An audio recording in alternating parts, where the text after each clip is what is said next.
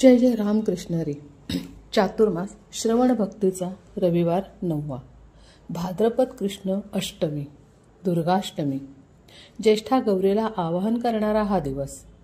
सर्वश्रेष्ठ ग्रंथाचं स्थान श्रीमद भगवद्गीतेला देणारे तुकाराम यांच्याजवळ उपजतच असणारी सरस्वती ही ज्येष्ठा गौरीचंच रूप.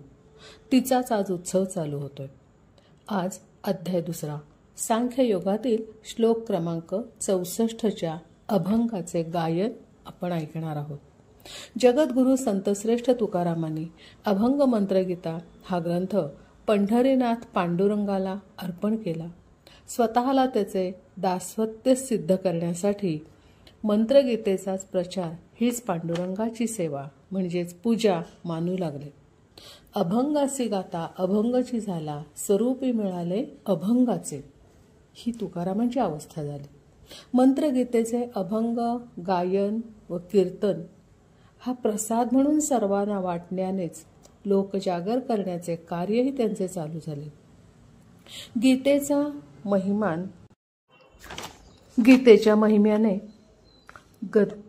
मतिभ्रष्ट झालेला समाज एकत्र यावा म्हणजेच प्रसादी महिमा पावेल तो, ही तुकारामांची इच्छा होती.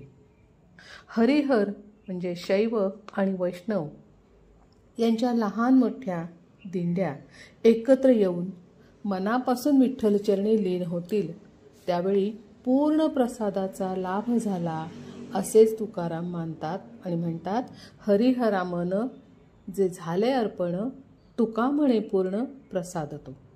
हे तुकारामांचे कार्याबद्दल मी म्हणते म्हणून तुम्ही ऐका असं नाही, तर संशोधन कार्यात एक दुर्मिळ ठेवा आपल्याला मिळालाय, तो पाहूया. आता तुकारामांबद्दलच्या त्या काळातील लोकमत काय होते आणि त्यांच्या कार्याबद्दलचा संबोधही यातून व्यक्त होतो.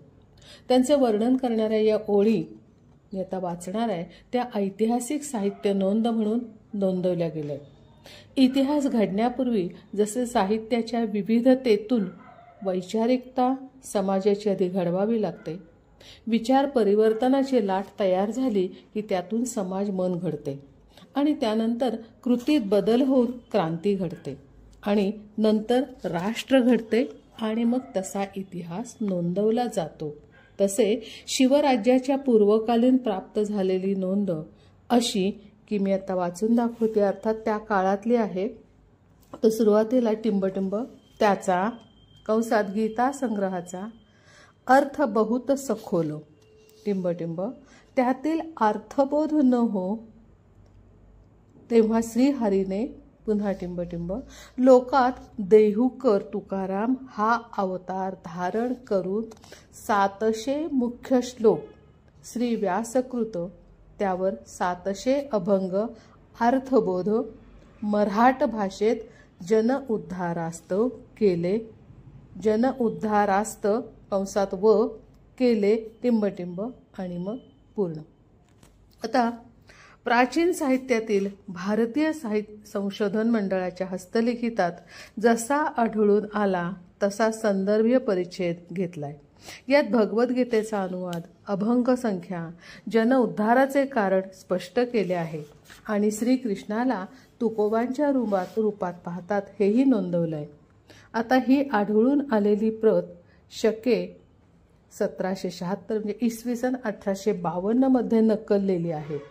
अर्थात हे लिखाणाचे साल याही पूर्वीचे, काही शतकापूर्वीचे असावे असे, कारण ही प्रत आहे असे या लेखन पद्धतीनुसार, भाषा पद्धतीनुसार वाटते. आणि त्याबद्दल बरोबर पुन्हा एक आपण याचा अर्थही असा घेऊया की तुकाराम आणि रामदास एकाच वर्षी म्हणजे 1608ला, इसवी सन 1608ला जन्म झाला आणि शिवाजीचा जन्म 1640ला. यात जवळजवळ 32 वर्षाचे म्हणजे एका पिढीचे अंतर आहे. या संतांनी समाज घडवण्याचे व्रत घेतले आणि जवळजवळ 50 वर्षांनी आपल्याला फळ मिळालेले दिसून येते.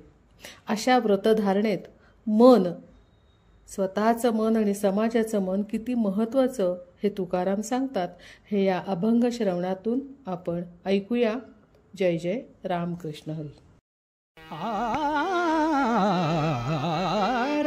रागद्वेषावीण इन्द्रिये स्वाधीन रागद्वेषावीण इन्द्रिये स्वाधीन रागद्वेषावीण इन्द्रिये स्वाधीन रागद्वेषावीण इन्द्रिये स्वाधीन तरी तेणे मन सोडवेना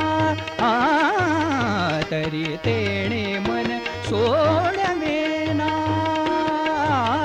रागद्वेषावीण इन्द्रिये स्वाधीन रागद्वेषावीण इन्द्रिये स्वाधीन तरी तेणे मन सोडवेना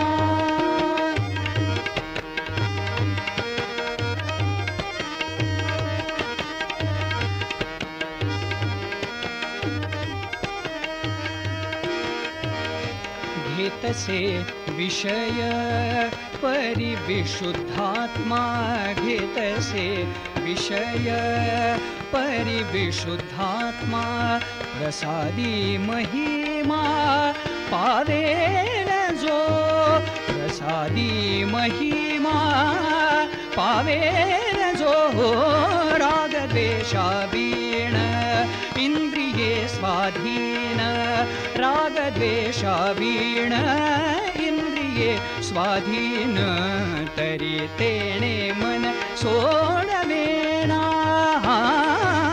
तरी तेणे मन सोडवेना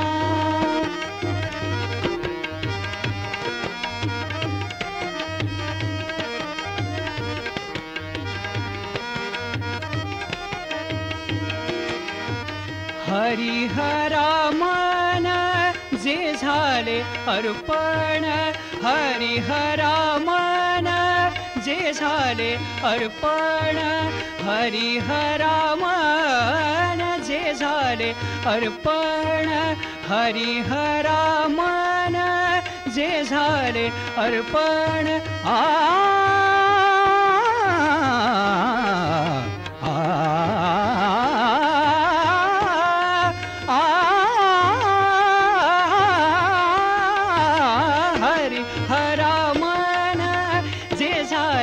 अर्पण हरिहरा मन जे झाले अर्पण तुका म्हणे पूर्ण प्रसाद तो तुका म्हणे पूर्ण प्रसाद तो हो रागद्वेषावीण इंद्रिये स्वाधीन रागद्वेषावीण इंद्रिये स्वाधीन रागद्वेषावीण इंद्रिये स्वाधीन तरी तेणे मन सोडवेना